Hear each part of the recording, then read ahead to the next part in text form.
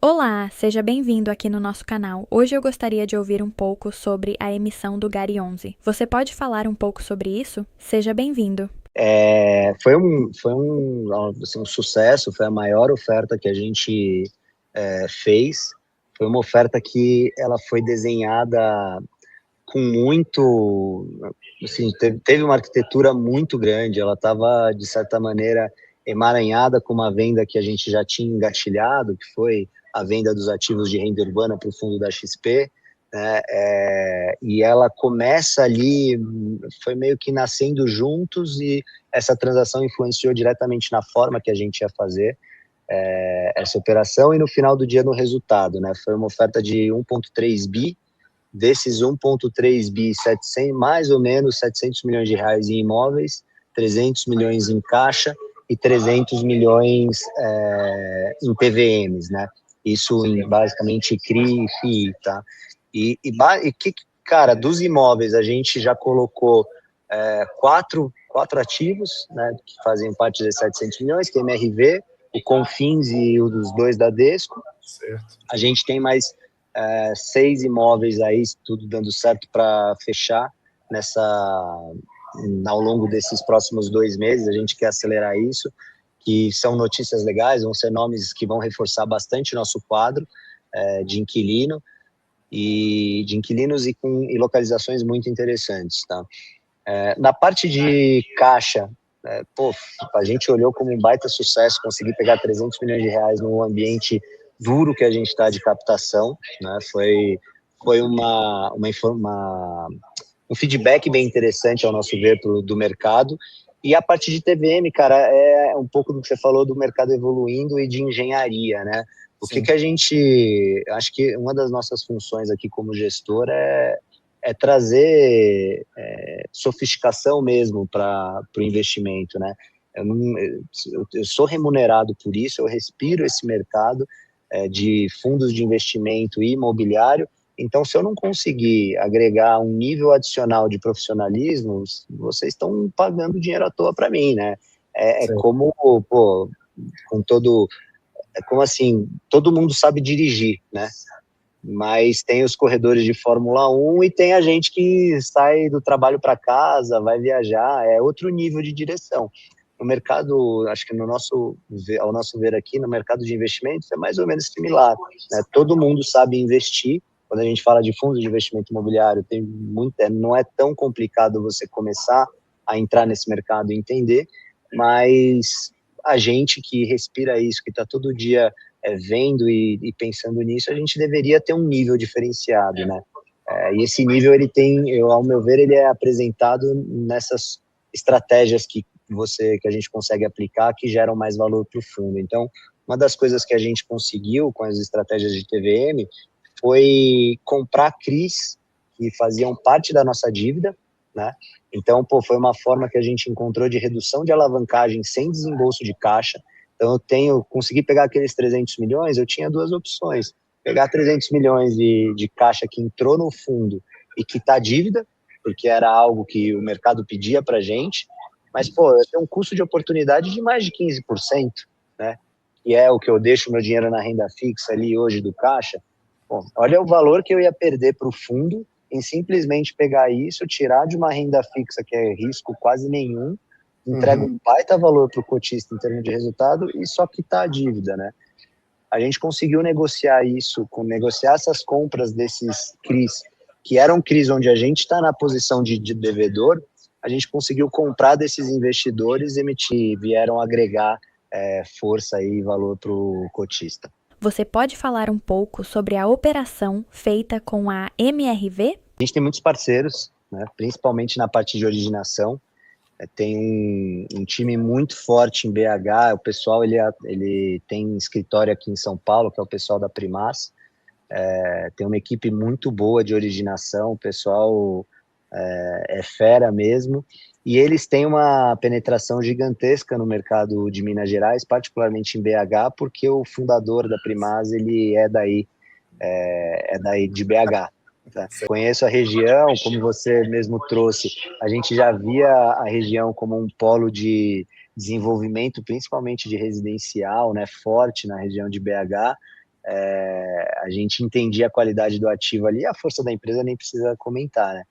Então, começou assim, de um jeito bem mineiro mesmo, bem, vamos ver e tal, e de repente, pô, as negociações evoluíram, as condições comerciais faziam sentido, tinha esse fundo, ele era do family office, do fundador da MRV, então tinha também o interesse dele em fazer a desmobilização desse ativo para distanciar qualquer tipo de conflito de interesse também, qualquer tipo de visão distorcida que poderiam gerar pelo fato da empresa pagar aluguel para um imóvel que no final é do dono da empresa, tal. Então ele quis limpar isso, e foi bem legal porque ele ter aceitado foi pagamento em cotas, e também para a gente ficou muito feliz quando um cara do nível do Menin chancelou o nosso fundo, né, de certa maneira, aceitou receber cotas como pagamento pelo ativo. E no final a transação também saiu num patamar bem interessante para o fundo, com um contrato de 15 anos ativo. Preserva o caixa e mantenha a alavancagem baixa, otimizando o retorno para os mais de 400 mil cotistas. As perspectivas são positivas do dividendo, uma vez que a gente já passou no último relatório o guidance do ano inteiro aqui, né? Então, a gente reforçou até o final de 2026 a manutenção do 0083, tá? Okay. E aí muita gente reclama, fala, pô, mas vocês não mudam esse valor, né? Por que não bate IPCA aí e tal? O que acontece, cara? Hoje a gente tem uma composição do nosso recorrente proveniente dos aluguéis, né? Natureza óbvia do fundo, mas a gente também tem essa quantidade significativa de TVMs que a gente coloca lá, não só para composição de redução de alavancagem, mas também para gestão eficiente de caixa, tá? E a gente tem os lucros que a gente fez da gestão ativa, que tem sido feita ao longo dos últimos anos.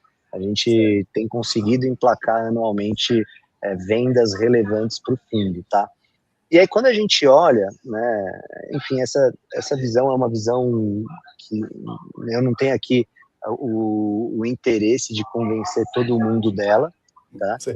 Mas o que a gente olha é que, ao nosso ver, esse resultado acumulado que eu tenho, ele é uma ferramenta muito importante para manter competitividade do fundo, né?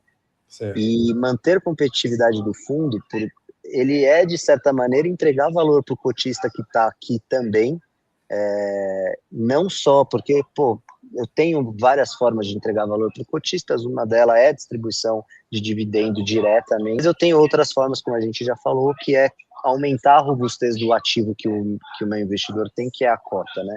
Eu aumento essa robustez trazendo mais força para o fundo, conseguindo fazer melhores aquisições, etc. Então, a manutenção, dado que a gente está numa economia tão cíclica, num mercado, né, num país onde a estratégia de longo prazo são 2 anos, né, você precisa ter ferramentas para passar por momentos mais complicados. A gente vê esses resultados acumulados como uma dessas ferramentas que ajudam a gente a navegar mesmo em tempos mais difíceis. Tá? Então, a nossa estratégia em todas as vendas é criar estrutura de venda de tal forma que eu não me veja obrigado a distribuir 100% do lucro num determinado período financeiro. Né?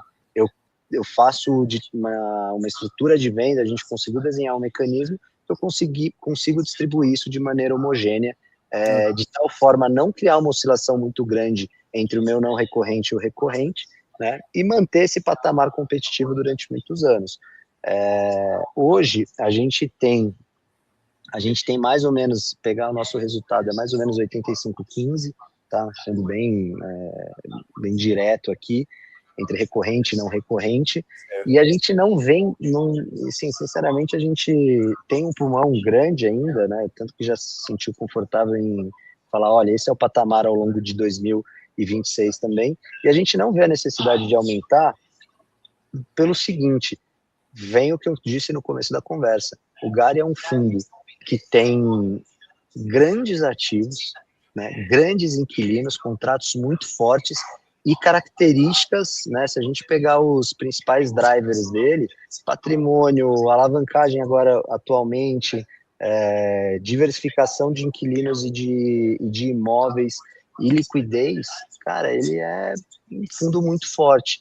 É um fundo que está pagando muito mais dividendo do que quando comparado com players que têm essas mesmas características similares. Então a gente fala, pô, não está sendo no dividendo, não está sendo através da entrega de mais dividendo que é o caminho para o Gari crescer, né? Não é por aí. Esse dividendo tá condizente, está até além do que um fundo como o nosso precisaria entregar. Então, vamos preservar isso, trabalhar de maneira com mais parcimônia na distribuição desse dividendo, que a gente está sendo competitivo, está entregando hoje, até a cota deu uma oscilada, então no mercado você consegue comprar e receber mais de 11,5% livre de IR, né?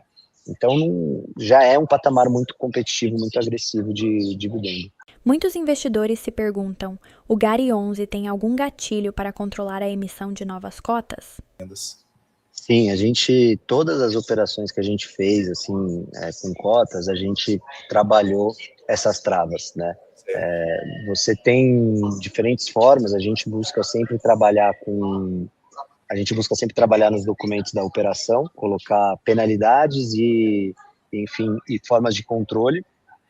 Hoje a gente tem diferentes formatos, mas basicamente o que a gente determinou é para cada investidor que recebeu cotas através de uma operação de compra e venda, a gente criou uma média móvel periódica, e essa média móvel a gente vai atualizando toda semana para o investidor e falando, olha, seu limite de venda para essa semana é essa, seu limite é esse, e a gente consegue fazer esse acompanhamento semanalmente, e assim, é algo que é natural você ter um alinhamento, porque o investidor também ele não quer queimar. Se ele perder 10% de valor na cota, é a mesma coisa ele ter vendido o ativo dele, seja o imóvel, seja o TVM, 10% mais barato do que ele vendeu para mim. Então ele também não quer isso, né?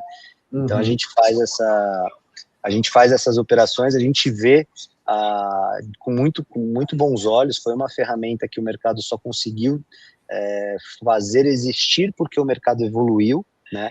E isso é algo que eu sempre falo, cara. Existe, né, de novo, o pessoal que quer vender só desgraça, quer criar como se existisse um nós contra vocês, né? Tem muita gente que faz isso, que eu acho, pô, um desserviço para a indústria, porque não é essa posição do gestor ser contra o cotista, muito pelo contrário, né? Ele trabalha a favor do cotista. A gente vê o crescimento dos fundos como algo necessário, não porque eu quero ganhar mais dinheiro, né? Não, mas eu vejo porque um fundo maior ele me permite fazer mais coisas, né? E me permite fazer mais operações que entregam mais valor para o cotista. Um exemplo que eu sempre trago, por exemplo, hoje, pela característica do fundo de investimento imobiliário, que é um fundo pagador periódico de dividendo, eu não consigo incorporar, né? Eu não consigo pegar um bom galpão logístico, comprar um terreno, começar a ter o desembolso de caixa, esperar aquele imóvel amadurecer, trazer um bom inquilino e aí entregar uma locação, né, depois o rendimento proveniente dessa estratégia. Mas só como comparação, é comum quando a gente faz no mercado, vai fazer as contas ainda, vai fazer as contas preliminares, né, para saber se um deal é interessante ou não, antes de sentar no Excel, você costuma fazer uma conta por cima, assim, se a incorporação não te dá o que a gente chama de yield on cost de 12% no mínimo, né, o que é o yield on cost? É o retorno depois daquele imóvel pronto, alugado, versus todo o valor que você colocou ali para construir, não rentabilizar o teu valor no mínimo 12%, ou seja, 1% ao ano, ela não faz sentido. Isso é o mínimo, né? A ideal é que seja daí para mais. E no final do dia, você não incorpora para ter um galpão classe B, para ter um imóvel classe B. Você incorpora para ter o que tem de melhor no mercado. Então, no final do dia, incorporar significa você poder ter, um produto de altíssima qualidade, uma rentabilidade que você nunca conseguiria comprar ele pronto, performado, né? O investidor, isso é muito interessante. Imagina amanhã o investidor ele acorda num fundo que tem um imóvel AAA que está alugado por uma empresa AAA que paga 2 dígitos de rentabilidade, né? Isso é muito interessante. Mas um fundo com tamanho pequeno de PL não consegue fazer isso, porque ele não consegue, aquela incorporação acaba tendo uma representatividade muito grande no portfólio dele. Então, o crescimento, eu vejo, quando feito de maneira responsável, é muito bom para o cotista, porque você tem uma série de possibilidades. As cotas é mais um exemplo, né? Fundos grandes com liquidez forte como o nosso, ele gera espaço para você fazer operações com cotas, e operações com cotas permitiram, né, a gente e outros gestores fazerem aquisições de imóveis muito bons. Por exemplo, o lado ruim, né, da taxa alta de juros, a gente sabe que é essa escassez de dinheiro no mercado, né? Você não consegue ver mais ofertas com o pessoal captando dinheiro de verdade de maneira muito fácil, igual a gente via em anos de Selic menor. Sim. O lado positivo é que uma Selic alta por muito tempo, ela acaba abrindo possibilidades boas de aquisição. Por exemplo, a gente jamais conseguiria ter feito a operação da MRV, jamais conseguiria ter feito a operação de Confins, e que a gente fez no Rio Grande do Sul também, da Desco, nos patamares de cap que a gente fez, que todas ali foram 2 dígitos, no momento de Selic baixa, no momento que todo o mercado está captando. Por quê? Porque ali está todo mundo com dinheiro e aí vira briga de cachorro grande quem paga mais, né? E aí, isso para o cotista é muito ruim. Imagina, o cotista ele se vê num veículo que só consegue comprar quando está tudo caro, né? Então as cotas, elas trazem essa flexibilidade. Pô, não tenho dinheiro agora, mas está muito bom de comprar, eu não vou perder essa oportunidade, eu consigo fazer essa aquisição mesmo sem alavancar. Então isso é bem interessante. Você falou sobre a alavancagem e quer entender como isso funciona no Gari 11? Vamos explicar agora um conceito que é um marco para esse fundo. Trabalhar a nossa alavancagem, né, principalmente por conta dessa estrutura que a gente fez de comprar também, né, dívidas, comprar CRIs, onde eu estou na posição credor e devedor, né, a gente entendeu que faria muito mais sentido fazer uma abordagem de alavancagem líquida no fundo, né? O que é alavancagem líquida? Pegar, pô, se eu quisesse quitar hoje a minha dívida, para quanto ela iria, né? E a gente, hoje nessa abordagem, dado todas as disponibilidades que eu tenho, dado essas posições onde eu estou nos 2 polos da dívida, né? A gente teria uma alavancagem líquida. O que significa? Eu pagaria 100% da minha dívida e ainda sobraria caixa, né? Aí você vai falar, pô, mas por que você não faz isso então, né? Você tem não problemas, mas você tem três principais pontos, né? Primeiro, quando você quita uma dívida, você passa, aí é uma questão técnica contábil, né? Quando você quita uma dívida, você passa a despesa financeira no seu caixa, né? Naquele período caixa que você faz aquele evento. Então, invariavelmente, não é interessante você fazer uma quitação de dívida se ela estiver desatrelada de uma venda de imóvel, porque normalmente quando você vende o imóvel é porque você fez lucro, e aí se você fez lucro, você tem pulmão para usar um pedacinho desse lucro para compensar a despesa financeira e isso não afetar seus dividendos no período, né? Segundo, a gente tem, como eu trouxe aqui, um momento competitivo, um momento de alta de juros, ele acaba sendo um momento interessante para renda fixa, né? Então, eu como fundo, como veículo, eu também posso pegar essa disponibilidade e investir na renda fixa. A renda fixa está competitiva, é mais interessante eu manter meu dinheiro lá do que eu quitar minha dívida, né? Meu custo de oportunidade é maior eu quitando a dívida do que eu deixando o dinheiro lá e mostrando a segurança que as coisas compensam, né? E o terceiro é esse fato da gente ter os CRIs nas 2 pontas, né? Que fala, para que eu vou fazer o net disso agora? Você vai passar despesa financeira, etc. Então a gente olhou e falou, cara, a questão da alavancagem principal, ela é uma insegurança na capacidade do fundo de honrar com os compromissos dele, né? E aí no final do dia o investidor ficar com receio do gestor ter que queimar imóvel, fazer alguma barbeiragem para honrar ela, né? Então a gente falou, pô, então esse risco a gente não tem, então vamos mostrar a alavancagem, né, nesse viés de alavancagem líquida, porque ele mostra para o investidor que o real nível de alavancagem que a gente tem, né, que a gente tem hoje mais disponibilidades mais do que suficientes para quitar os nossos compromissos. Outro ponto que preocupa o investidor é o GPA. Você pode falar um pouco sobre a situação do Grupo Pão de Açúcar e como vocês veem esse cenário para o fundo? O GPA, ele fez questão nos comunicados dele de falar que é uma recuperação extrajudicial focada nas despesas financeiras, né? Então, nas dívidas que a maior parte dessas dívidas foram herdadas, né? Não foram deles ali, vieram de operações do Cassino e etc., né? E que a operação, quando você olha a nível das lojas e das vendas de lojas, elas são extremamente saudáveis e vem apresentando crescimento, né?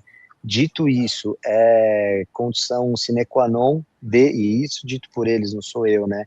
É que a operação se mantenha saudável, e quando a gente fala operação, a manutenção saudável da operação é tudo, é pagamento de fornecedor, pagamento de funcionário e pagamento de aluguel, porque o aluguel faz parte da operação, né? Então, no comunicado, eles fizeram questão de destacar isso, né? A gente aqui tem um modus operandi, como a gente tem uma natureza muito forte de crédito também, todos os inquilinos que estão na nossa carteira, a gente faz uma análise periódica de crédito deles, né? Então, essa análise no plano de voo tranquilo, ela é semestral, né? Então, a cada 6 meses a gente faz uma análise de crédito de 100% dos nossos inquilinos. Certo. Essa periodicidade, ela reduz quanto maior é a nossa percepção de risco do crédito dos nossos inquilinos. O GPA já era alguém que a gente acompanhava de maneira muito recorrente, então, assim, para a gente não foi uma novidade, né, aconteceu o que aconteceu. A gente, no começo do ano, já tinha mapeado, falou, cara, esse ano ele tem 1,7 bi de dívida para vencer, só tem 2 caminhos, ou ele vai fazer uma renegociação, que a renegociação se dá via essas recuperações, né? Sim. Ou ele vai precisar de um aporte de capital. Ele veio para o primeiro, os sócios estão buscando esse primeiro caminho da renegociação das dívidas, né? Então, a gente já tinha mapeado isso, mas o que, sim, 2 coisas que já vinha falando com eles também, a gente, depois do comunicado, fez calls e reuniões. Semana passada foi uma loucura de fazer call e reunião com eles para entender também bem a fundo, no detalhe, esse momento, né? E até entender se tem como a gente contribuir. A nossa função aqui é o que a gente sempre fala, pô, eu tenho um contrato de 15 anos com vocês, eu não tô aqui para enfiar a faca no seu pescoço, eu quero que, o que eu mais quero é que você pague aluguel todo mês durante os próximos 15 anos, né?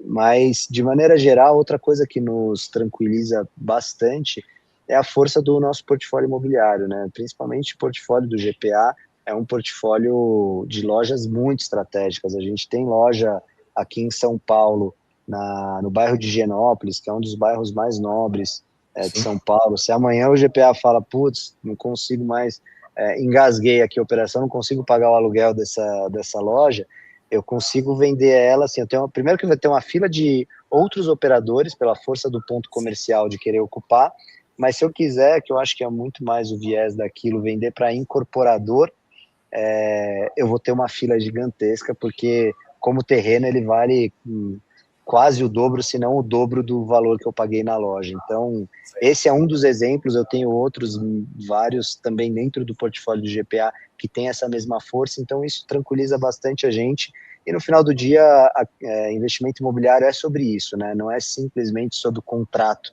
porque não é uma operação simples, única e exclusiva financeira, ela é uma operação que envolve também os princípios imobiliários, que é a localização, a especificação técnica do imóvel, todo esse conjunto de fatores que tornam, reforçam o investimento imobiliário e faz ele ser líquido para um próximo operador, para um próximo inquilino. Olhando para o futuro, vocês pensam em se juntar com uma outra gestora ou não? O que você pode falar sobre isso? A gente não pensa em se juntar com outra gestora, acho que o Gari mostra que tem características que conseguem andar pelas próprias pernas. Acho que dificilmente você tem uma gestora que fala, eu quero me juntar, né? Normalmente é uma rua sem saída, fala, você não tem opção, vem para cá, enfim. né? A gente está no caminho oposto, acho que a gente tem conseguido trilhar estratégias bem-sucedidas e fizeram com que o Gary atingisse esse patamar de ter força e robustez para trilhar seu próprio caminho, né? Em termos de futuro, cara, a gente quer continuar crescendo, como eu falei, a gente tem uma visão clara de que o crescimento ele é algo